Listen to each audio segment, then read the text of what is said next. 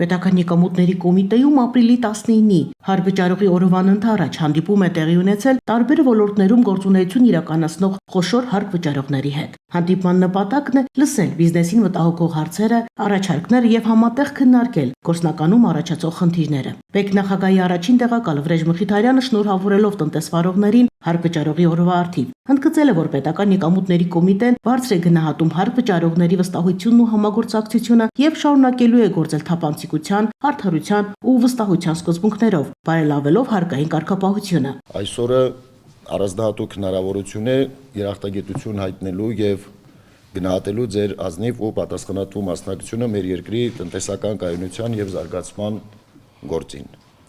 Ձեր վճարած հարկերի շնորհիվ պետությունը կարողանում է իրականացնել կարևորագույն ծրագրեր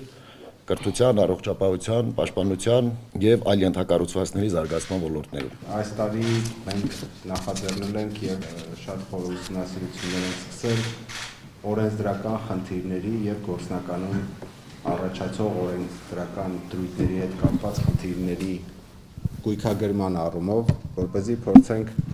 կարգավորենք այդ բոլոր խնդիրները։ Հանդիպումը շարունակվել է ինտերակտիվ հարց ու պատասխանի ձևաչափով։ Պետական եկամուտների կոմիտեի ներկայացուցիչները տնտեսվարողներին կառուցողական երկխոսության են հրավիրել։ Ծավալվել է ակտիվ քննարկում, մտքեր են փոխանակվել տարբեր ոլորտային հարցերի, օրենսդրական փոփոխությունների, թվային դրոշմավորման գործընթացի լավարկման եւ այլ հարցերի շուրջ։ Խումբ ստեղծել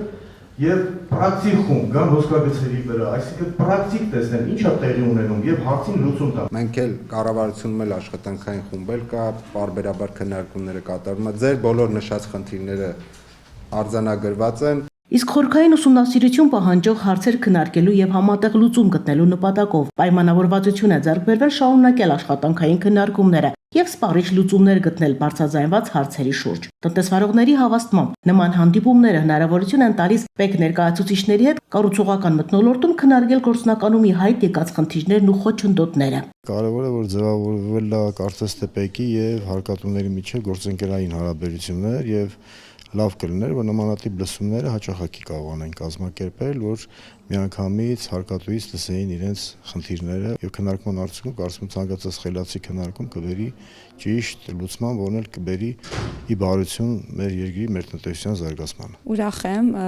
որ բոլոր հարկատուները արդեն ցկակված են ավելի շատ հարկեր վճարելու,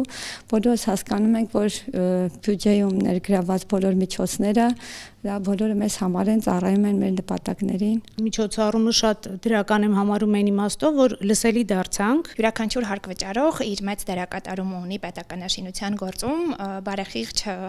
հարկերի վճարման արդյունքում է, որ պետությունը կարողանում է իրականացնել տարբեր ոլորտներում մեծ կարևորություն ունեցող ծրագրեր։ Կոմիտեն վստահեցնում է, բիզնեսի առաջարկությունները հաշվի կառնվեն հարկային կարգապահության, վարչարարության արդյունավետության բարձրացման եւ հետագա աշխատանքների կազմակերպման ընթացքում։ Հարկ-վճարողի օրվա նվիրված միջոցառումների շրջանակում Հայաստանում հարկ վճարելու մշակութային զարգացմանը նպաստելու ու բարեխիղճ հարկ-վճարողների խրախուսելու նպատակով հարկերի կամավոր հայտարարագրման գործընթացում մի շարք չափորոշիչներում առաջինը արդյունք արձանագրած քաղաքացիները շնորհակալագրեր եւ խորհրդանշական հուշանվերներ են ստացել։ Պետական եկամուտների կոմիտեի նախագահ Էդուարդ Հակոբյանը պարգևատրել է 2025 թվականին ֆիզիկական անձանց եկամուտների հայտարարագիրն առաջինը լրացրած քաղաքացի Արուսյակ Հարությունյանին։ Իսկ կոմիտեի ղեկավար անձնակազմը առաջինը սոցիալական ծախսի փոխհատուցում ստացած քաղաքացի Մարիամ Գյուրջյանին եւ առաջինը լրացուցիչ հարկ հայտարարագրած քաղաքացի Վահան Թեքքոզյանին։ Հայտարարագիր լրացրած ամենատարեցկին եւ տղամարդ անվանակարգերում ընտրվածներին շնորհակալագրեր եւ հուշանվերներ կհանձնվեն առաջիկայում